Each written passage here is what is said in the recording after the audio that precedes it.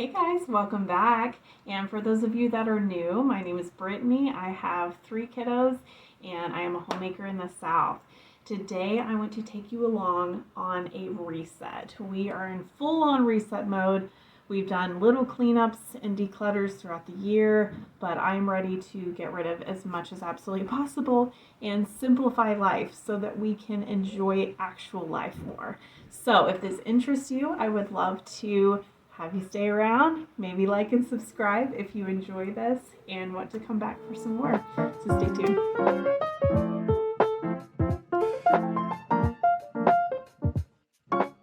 Welcome back. Happy New Year. I know I've posted a video since New Year, but I did not get to tell you Happy New Year. So Happy New Year, friends, and welcome back. If you are new here, I'm so excited to have you, and I hope you'll stick around. I am doing a multi-day reset in this video, and I wanted to take you guys along because I feel like a lot of the videos that I see for resets or get it all dones are just a bit unrealistic. At least in my life they would be, because I don't really get much done in one day these days, not with 3 very small children that love being with me a lot. And I wouldn't change it for the world.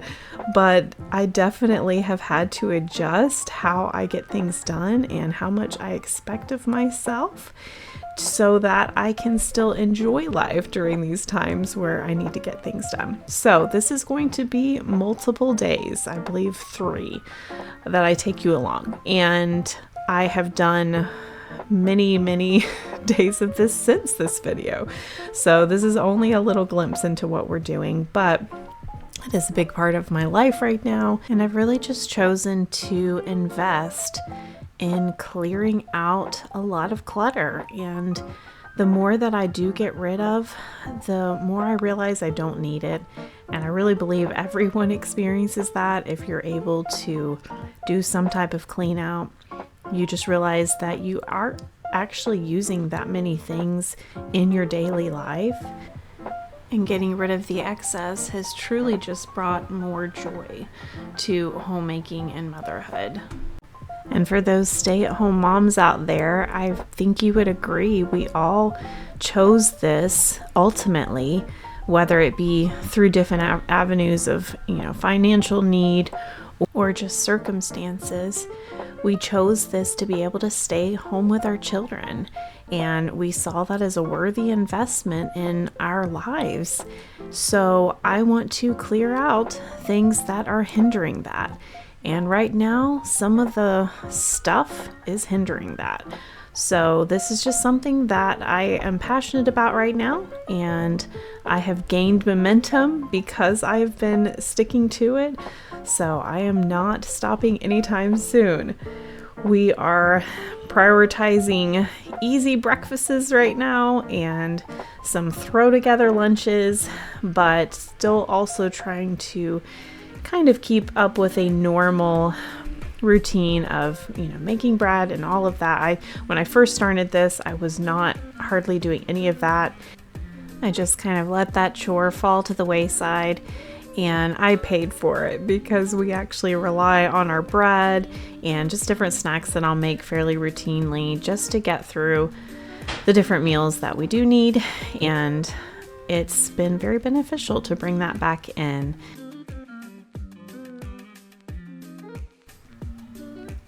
I'm not quite sure if this is a personality thing or a mom thing or what it might be, but when I get into a project of any sort, I gain a little momentum and I don't want to stop. I don't want to have anything slow me down to where progress will not continue to happen. But I have had to learn that as I am clearing things out and as I am prioritizing simplifying our life, I have to adapt that because that's not sustainable. It's just not realistic with small children. And I am also sacrificing different experiences throughout the day and different memories I can be making through this, because it is a lifestyle.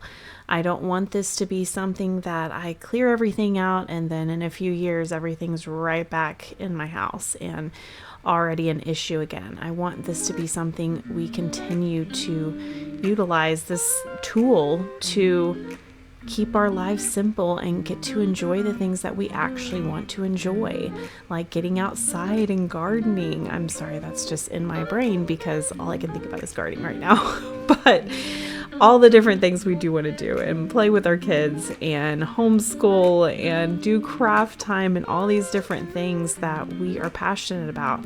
I would love to get my crocheting back out again.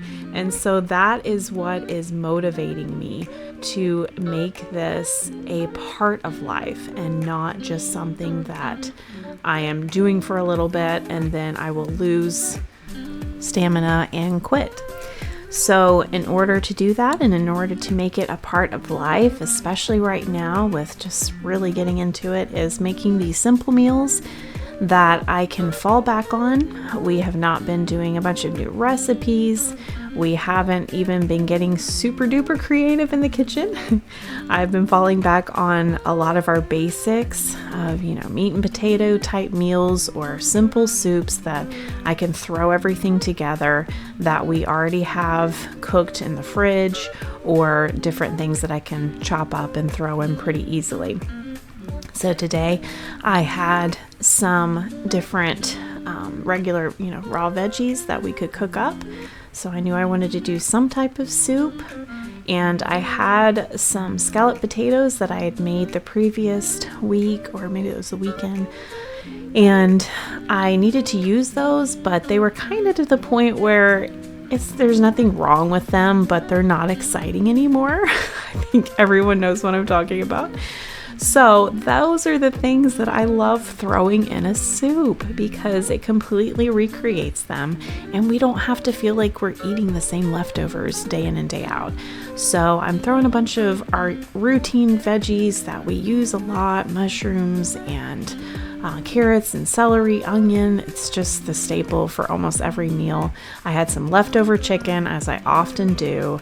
We throw in a bunch of herbs and spices and the things that we know we already like, all the flavors. And I had those scalloped potatoes and decided to throw those in as well, just to kind of thicken the soup and to get rid of them, honestly. And it worked out so well that the soup tasted great. And you really didn't even notice the potatoes, but I know they added flavor because we loved the potatoes originally and they already had flavors. So I just don't really have to adapt the flavors too much when I'm using a lot of leftovers that already have seasonings. Those noodles that you see were made with kamut flour. I got that a couple Azure Standard orders back, and I've tried to make different things with it. It's definitely a adjustment. My family's pretty used to our all-purpose, and it's hard to give up, because there's just, you get used to stuff, and we like big fluffy bread. But I know that ancient grains are so important and so much better for our bodies. So I am trying to incorporate them when I can. And so I chose to do those in the noodles. I figured it's already a good starch. They should eat them just fine, and they did. You could tell that it was different, but because it's all chewy and wonderful and it's a noodle in a soup, it was totally accepted by everyone. So this is the next day. I started out again with a fairly simple meal. We're just doing some sourdough pancakes, waffles, I believe, this day. And that's just something that's easy for my kids to kind of eat on their own, so that I'm not having to be quite as involved with breakfast time and can kind of do things at the same time. So we did that, and I was able to move on with some of my tasks. Some other things that I've been doing along with clearing out is listing a lot on Marketplace. It's definitely a difficult thing at times, because you know how people just don't always meet up with you and there's complication, but it's been worth it, and it's been fun to see that there was just money lying around in our house that we could make by just clearing things out and getting rid of what we didn't need. So here I am making another latte because this is crucial for getting things done. It is worth taking a few moments to make a latte. It is comforting to my heart. I am not one that is really affected by the caffeine in it. I just enjoy it, and it's comforting and it makes me happy. So I try to make time for that so that it just kind of motivates me to keep going and know that there's still fun little moments like that I can enjoy. So along with the clearing out, we've definitely been taking all of our Christmas stuff down. This was a couple weeks ago when I did this, and I normally am kind of sad when I'm taking down Christmas decorations, but this year, the second Christmas was over, I was ready to get it out of my house. It just did not hold the right appeal this year, and it was exciting to get it all down, have fresh blank spaces, and just kind of go with that simple aesthetic. So I am sure I will be excited and ready for it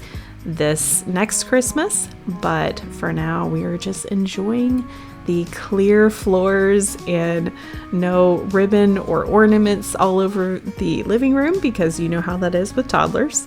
Even carried over my decluttering to the Christmas decorations. I did some of this last year, and so I had kind of gotten down on the number of totes, and then this year I realized even more what I wanted to get rid of and pare down and just really find the different things that actually meant something to us or that we valued, and get rid of the rest and leave room for making memories next year with different things. So we're doing some oatmeal this next morning. This is a whole new day, and just getting ready for the day, getting some more bread started. This is, like I said, it's just become more of a routine, and every time I do take the time to do it, I'm so happy I do, because I just realize how much more simple it is to throw things together when you have that bread side, or when you have bread for sandwiches or something quick and easy. I would love to encourage you to wait before you purchase too much, even if you have just begun your scratch cooking journey or you just became a homemaker. I think it is best to wait and start very small. Just grab a couple of pots and see how it works and see what you actually need. When we got married, I registered for a bunch of different things we didn't need, but I thought I needed because we were told to register for them, and every registry list I found on Pinterest had a ton more options that I should be registering for. So I thought I was doing pretty good. And a few years ago, just decided, why am I keeping all of these sets of things when I use the same 2 items from that set? And I just felt like I had to keep them because they all went with the set. And then it was so relieving when I finally just got rid of them. Some of them literally had never been used. They were brand new, but they were never used. So I got rid of them, and it was just so freeing. So I encourage you to start small. I am down to 2 cast iron pans. And then I have a little cast iron, which doesn't really get used. I could get rid of that too, but there's a few different times I've needed it. And a few stainless steel pots, and that's kind of it. And some wooden spoons, and we get by great. And I'm so much more fluid in the kitchen by just having these items. So it is definitely what I would recommend if you are starting out. This also means I will not be mentioning a lot of products or recommendations of things that I use in my kitchen, because there are not that many. I keep things very minimal. So if I do recommend something like that cutter chopper thing that I have that is like amazing, it's definitely worth it in my opinion. But again, you don't have to have it. It's a gadget. It's something that has helped me and made things easier for me for sure. but it is just replaced by a knife. So don't feel like you need to consume. I think that in the old days, they passed down things and they got a quilt for their wedding. You know, they didn't get all of this excess that just makes us think we have to have it and have to have all of these things to be a good homemaker or a good cook. All of these things are maybe a convenience, and at times I would even argue they are the opposite and make things a lot more difficult, because although cooking can be time consuming, it really isn't that difficult and it doesn't have to be complicated. So keeping things simple can just make you realize what you need and what you can just get creative with. And that's definitely what I found in my kitchen, and I've found my best products that way. I've found what really works for me. I like having this big glass dish to put my sourdough in, because I always do the double recipe, or you get 2 loaves. And I like my Dutch oven. That was the other one that I did think of that I adore and could not live life without it. But really I could. So just take it slow and figure out what you truly need, because I could give you tons of recommendations, but only you know what is going to work for you in your kitchen.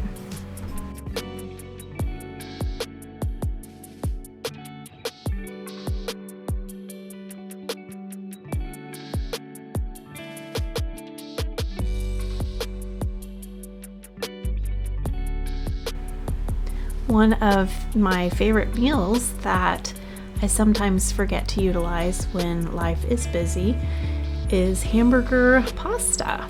I had forgotten about this one. I just hadn't thought about it in a while, and I needed to make some kind of pasta. And so I don't even remember if I was even on Pinterest or I just started kind of thinking about it. But I was like, oh, I haven't made that in forever. And it's just so hearty and delicious and easy to throw together. And as you can see, I didn't have any dry mustard, which is normally what I use, but I wish I went ahead and just used regular old mustard and ketchup along with the veggies I had diced up and softened and everything. And so I just got this started early on in the day, and we had it for when we got home. Thank you for coming along today with me on this reset. And it's a little bit different video than I normally do, but I really just wanted to share what we were actually doing in our real life right now. And I hope you'll stick around. We got another food video coming up next week. So if you will like and subscribe, we'll see you next time. Thanks, guys.